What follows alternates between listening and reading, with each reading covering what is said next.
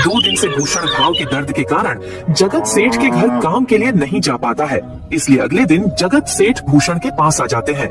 वह देखते हैं कि भूषण खाट पर सो रहा है और वह बड़ा ही चिंता में नजर आ रहा है।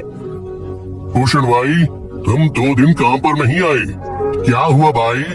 तबीयत ठीक है ना तुम्हारी? कुछ समस्या है क्या? अरे सेठ जी, आप खुद यहाँ आए हो। आप खबर भिजवाते तो मैं खुद चला आता। अरे भूषण, कोई बात नहीं, तुम्हें देखकर लगता है तुम बीमार हो। क्या हुआ है तुम्हें? जगत सेठ, क्या बताऊं, जिस जमींदार के पास पिछले साल मैंने अपने पैसे संभालने को दिए थे, वो आज मुझे पैसे वापस नहीं करना चाहता। वो बहुत लालची इंसान है, वो लोगों को ठग रहा है।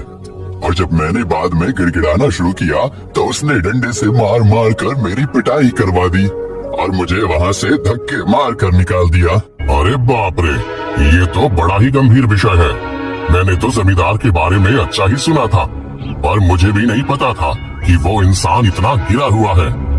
तभी मैं सोचूं, हर साल उसकी संपत्ति इतनी ज्यादा कैसे बढ़ रही है। मुझे माफ कर दो भूषण, मैंने ही तुम्हें जमींदार के पास जाने को बोला था। गलती तो मेरी भी है।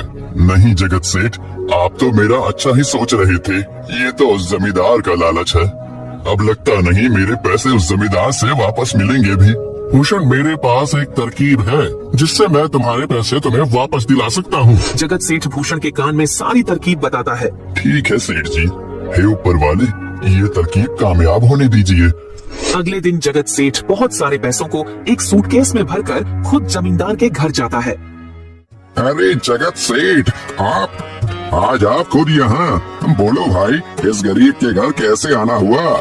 हमारा तो ये सौभाग्य है कि आप जैसे धनी आदमी के चरण हमारे घर में लगे हैं। नमस्ते जमींदार जी।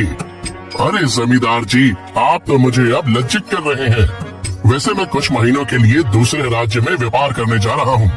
मैं ये लगभग 50,000 रुपए लाया हूँ। मुझे डर है कि कहीं ये चोरी ना हो जाए। क्या आप मेरे सारे पैसे अपने पास संभाल कर रख सकते हैं? आपके सिवाय इस गांव में और किसी पर भरोसा नहीं कर सकता। अरे जगत सेठ, ये भी कोई पूछने की बात है? मेरे पास आपके पैसे बिल्कुल सुरक्षित रहेंगे। आप निश्चित होकर व्यापार करने जा सकते हैं। इस बार तो बड़ी मछली हाथ लगी है। बार बार ऐसा मौका नहीं मिलता। भारी माल हाथ में लगने वाला है। तभी वहाँ पर भूषण आ जाता है। अरे भूषण, तुम? अच्छा हुआ तुम आ गए। मैं तुम्हारे पास ही आने वाला था। मुझे माफ करना, उस दिन तुम्हें पहचान नहीं पाया।